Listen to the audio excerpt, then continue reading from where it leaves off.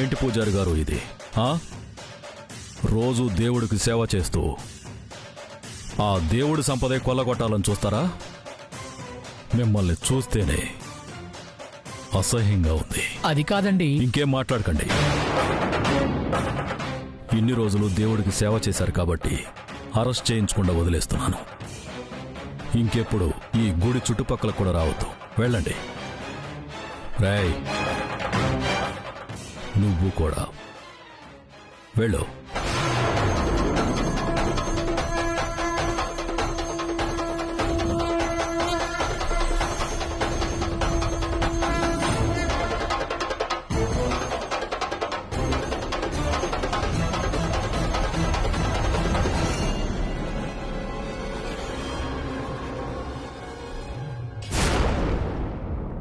శభాష్ నాన్న, నీ తెలివితేటలతో అమ్మాయిని ఆపద నుంచి గట్టి.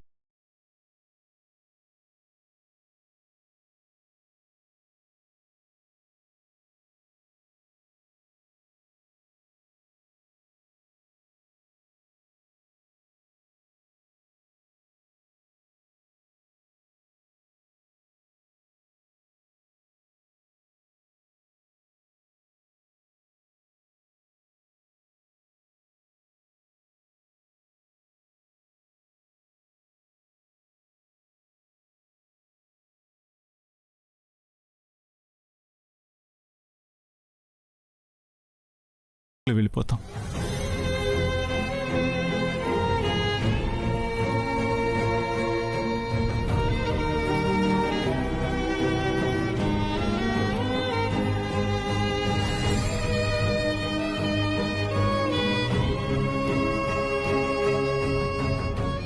అమ్మా వైదేహి, గుడికి ఎందుకు వచ్చావమ్మా? అంటే మొక్కుంది నాన్న. మొక్కుంటే ఈ బ్యాగ్ ఎందుకు తెచ్చావు? సరే, ఇంటికి పదమ్మా.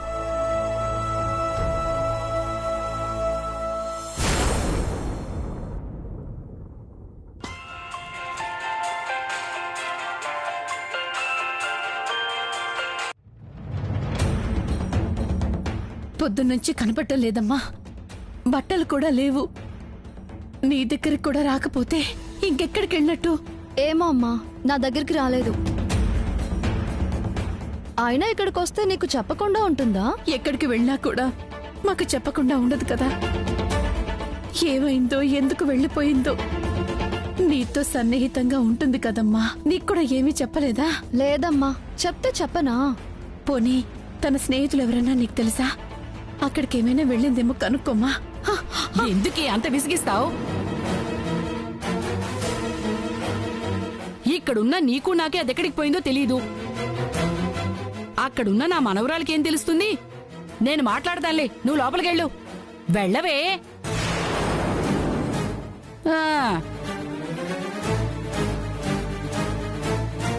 హలో,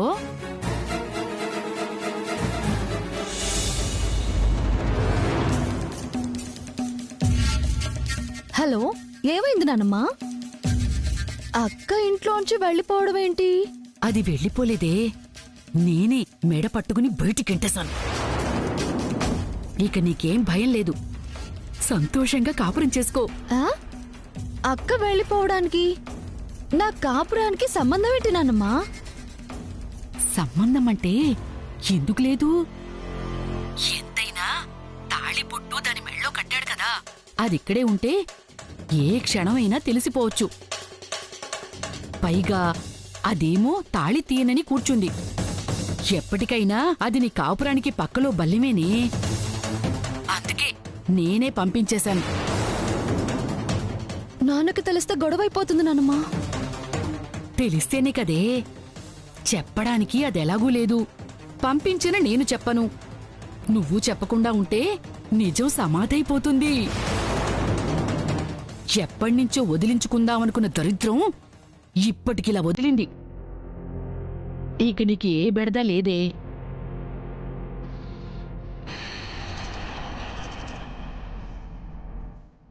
అవును, మీ ఆయన నీతో బానే ఉంటున్నాడు కదా? ఎందుకుండరు? బాగానే ఉన్నారు. అయినా ఎందుకు ఇన్నిసార్లు అడుగుతున్నావు? అబ్బా ఏదో మాట వరుసకు అడుగుతున్నాను లేవే. మీ ఆయన నీతో బాగుండాలి. ఎంత బాగుండాలంటే ఇదిగో రేపొద్దున మళ్ళీ అది ఎప్పుడైనా కనిపించిందనుకో నిన్ను వదలనంత బాగుండాలి. అక్క కనిపిస్తే నన్నెందుకు వదిలేస్తారు నానమ్మా? అదేలేవే, ఒకవేళ దానికే తాళి కట్టానని మీ ఆయనకి తెలిసినా నిన్ను మాత్రం వదలకూడదు. అంతలా పెనవేసుకుపోవాలి. కనీసం పక్కనైనా కూర్చోరు, ఇంకా ఏంటి పెన వేసుకుపోయేది? హలో, మాట్లాడవేంటే? హా, వింటున్నాను నానమ్మా. అది చెప్పింది అర్థమైంది కదా. ఏది ఏమైనా నువ్వా ఇంటి కోడలుగా ఉండాలి. నువ్వే రాణివి కావాలి. ఇదిగో అత్తమామలతో సఖ్యతగా ఉండాలి. భర్తతో సంతోషంగా కాపురం చేసుకోవాలి. సరేనా? ఉంటాను.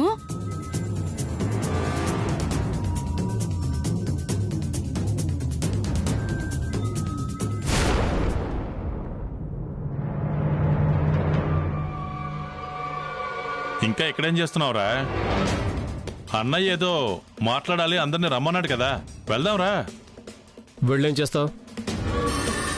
మళ్ళీ ఆయన కొడుకు ఏదో కట్టబెడుతుంటే చప్పట్లు కొట్టడాక? ఎందుకురా అంత చిరాకు పడుతున్నావు? చిరాకు కాకపోతే సంతోషం ఎక్కడి నుంచి వస్తుంది?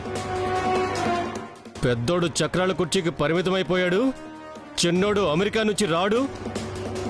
ఇక మొత్తం నాదే అనుకునే టైంకి చిన్నోడిని అమెరికా నుంచి పిలిపించారు. పెళ్లి చేసి ట్రస్ట్ బాధ్యతలు వాడికి అప్పగించారు. నువ్వు కూడా వాడికే సపోర్ట్ చేశావు. నీకు కన్న కొడుకు కన్నా అన్న కొడుకులే ఎక్కువైపోయారు. ఈసారి ఏదైనా బాధ్యతల విషయం ప్రస్తావన వచ్చి నాకు సపోర్ట్ చెయ్యలేదంటే మాత్రం కన్న తండ్రివని కూడా చూడను నాన్న.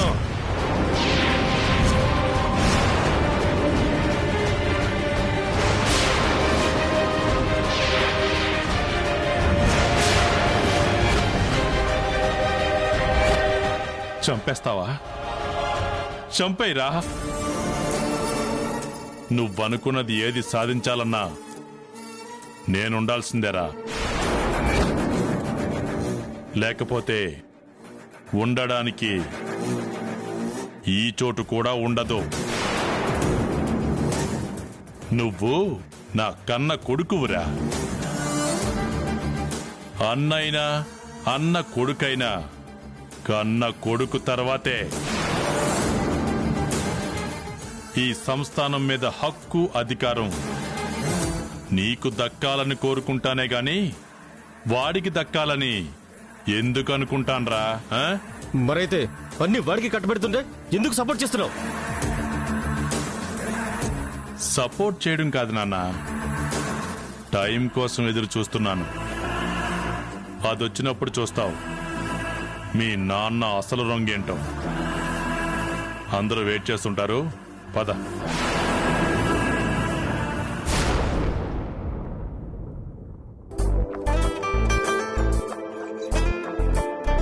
ఏంటన్నయ్య రమ్మన్నారట? అవును తమ్ముడు, కూర్చో.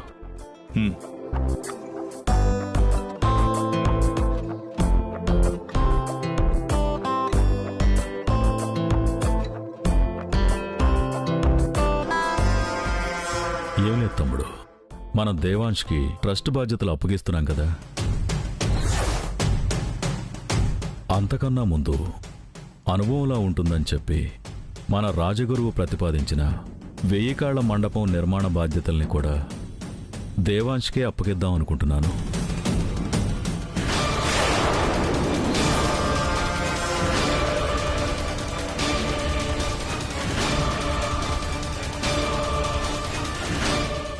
వెయ్యి కాళ్ల మండపం అంటే కనీసం 50 కోట్ల కాంట్రాక్ట్. ఇదైనా నాకు దక్కుతుంది. కనీసం 30 కోట్లైనా నొక్కేద్దాం అనుకుంటే ఇది వాడికేనా?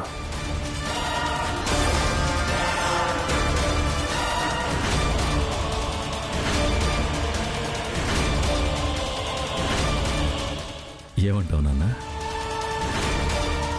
ఈ పనులన్నీ దేవాంశ్ బాబుకి ఎందుకన్నయ్య? ఇవన్నీ చూసుకోవడానికి వాలే ఉన్నాడు కదా.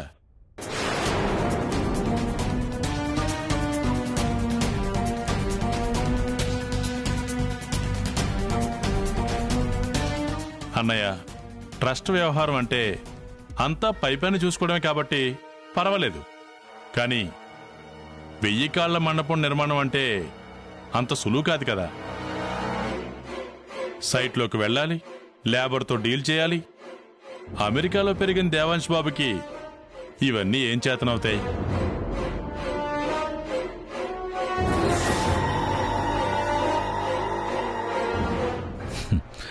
లేదు తమ్ముడు, పిల్లలకి ఏమీ తెలియదని చెప్పి మనం అనుకుంటాం కదా, అదే పెద్ద తప్పు. ఎవరి సామర్థ్యం ఏంటో అసలైన సవాలు ఎదురైతే గాని తెలీదు.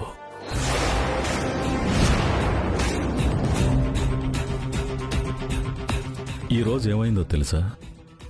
మన వియ్యంకుల వారి పెద్దమ్మాయి రాముల వారి గుడిలో నగలు దొంగతనం చేసిందని చెప్పి కట్టేశారు.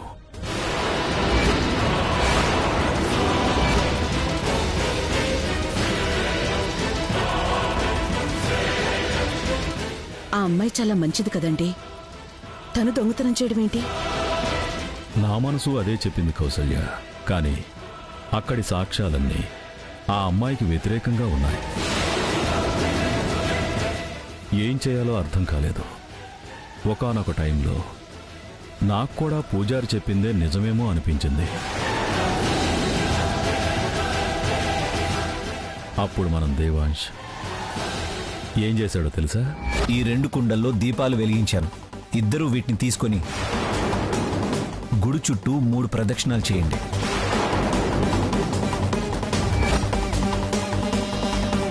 ఎవరి కుండలో దీపం ఆరిపోతే వాళ్లే దొంగతనం చేసినట్టు.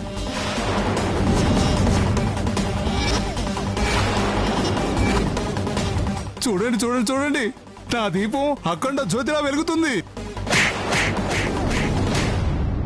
నేనసలు రెండిట్లోనూ దీపాలు వెలిగించలేదురా. అదే జరిగింది.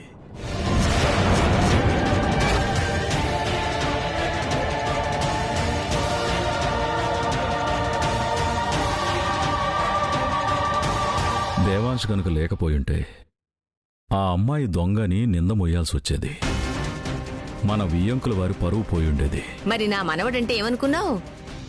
తెలివితేటల్లో వాడి తర్వాతే ఎవరైనా.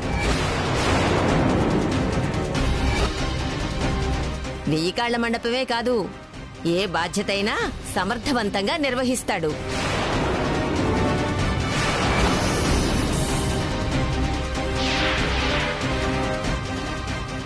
బామ్మ అక్కని ఇంట్లో నుంచి పంపించేసిన సంతోషంలో ఉంది. ఇప్పుడు అక్క వస్తుందని తెలిస్తే బామ్మ పరిస్థితి ఏంటో. ఇప్పుడేమంటావు తమ్ముడు? బాధ్యతలు అప్పగించవచ్చు కదా? అప్పగించొచ్చు అన్నయ్య.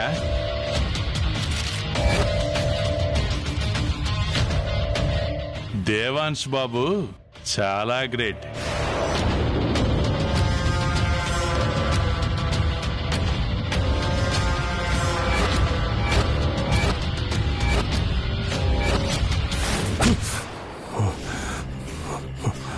వాడు గ్రేటా?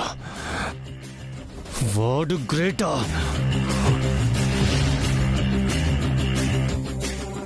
ఆవేశపడకరా వాలి, టైం వచ్చినప్పుడు చూసుకుందాంలే. చూసుకుందామని అన్ని ఇలాగే వదిలిస్తే చివరికి మిగిలేది చిప్పే.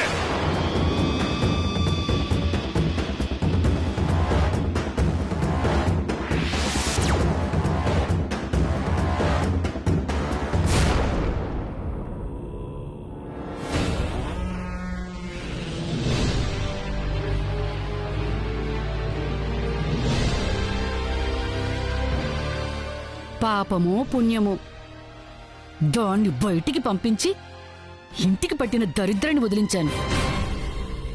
ఒకవేళ పాపమేమన్నా అంటుకుంటే ఇదిగో ఈ రామకోటితో పోవాలి. హా.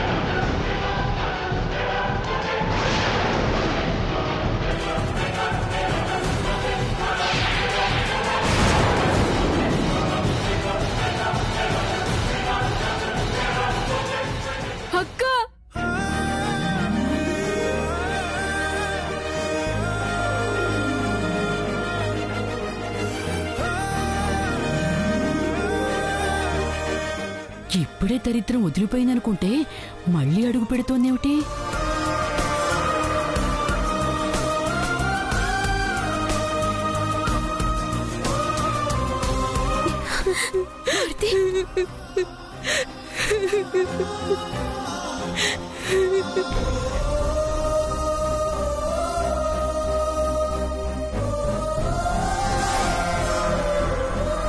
ఏంటక్క చెప్పకుండా వెళ్ళిపోయావు? ఎటు వెళ్ళిపోయావు అక్క? ఎటు వెళ్ళినా నన్ను తీసుకెళ్తావు కదక్క? చెప్పక్క, ఎటు వెళ్ళావక్క?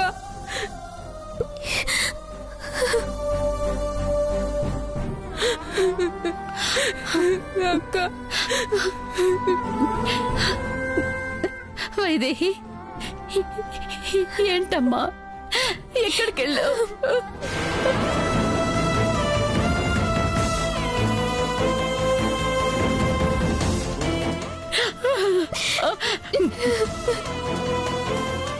ఈ అమ్మను వదిలేసి వెళ్ళిపోతావా? చెప్పమ్మా, చెప్పు వైదేహి, చెప్పు.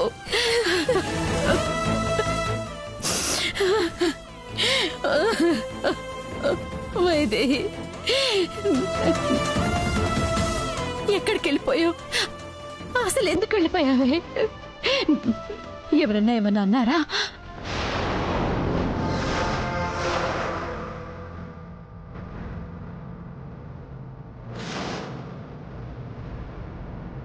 చెప్పమ్మా, చెప్పు.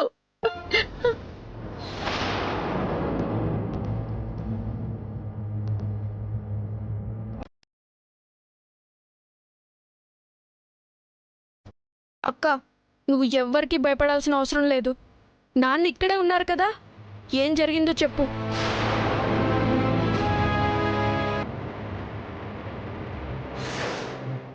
నానమ్మే నేనేదో అన్నది కదా.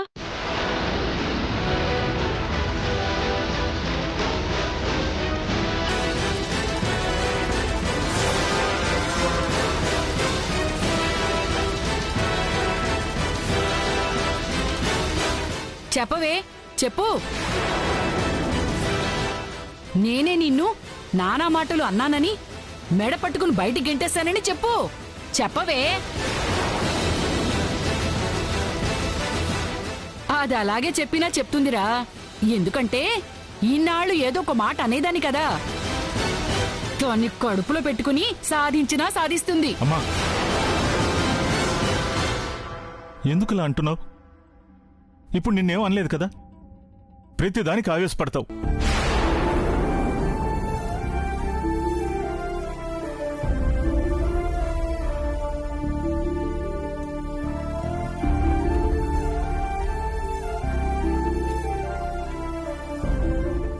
నువ్వంటే మాకెంత ప్రాణమో, మేమంటే నీకంతే ప్రాణమని మాకు తెలుసు. అలాంటిది మమ్మల్ని వదిలి వెళ్ళిపోవాలనుకున్నావుంటే ఏదో పెద్ద కారణమే ఉండే ఉంటుంది. ఏంటని అడుగుతుంటే చెప్పటం లేదు. ఏం జరిగిందమ్మా? ఏదైనా సమస్య ఉంటే మాతో చెప్పాలి కదా.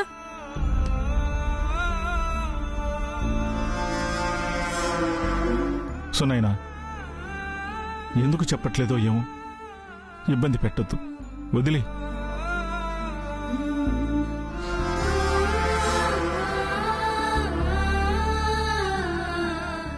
పర్వాలేదు, తిరిగొచ్చినా నోరిప్పడం లేదంటే ఆ మాత్రం భయం ఉంది, అది చాలు. అయినా నిన్ను వదలనే. నిన్ను ఇంటి నుంచి శాశ్వతంగా దూరం చేసే వరకు నేను నిద్రపోను. సరేనమ్మా, ఏం జరిగిందన్నది చెప్పాలనిపించినప్పుడే చెప్పు. కానీ ఈలోగా నాకొక మాట ఇవ్వు.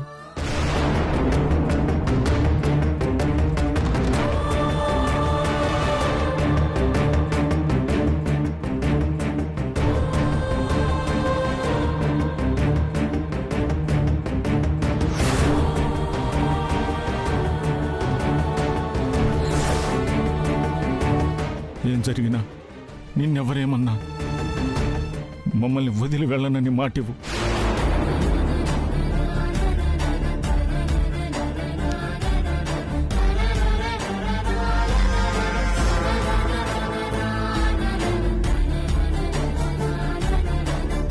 ఆలోచిస్తున్నావేంటమ్మా? అంటే ఈ నాన్న చెప్పింది కూడా చేయవా? అలా అంటావేంటి నాన్న? మీకోసం నేనేమైనా చేస్తాను. అయితే మాట ఇవ్వమ్మా.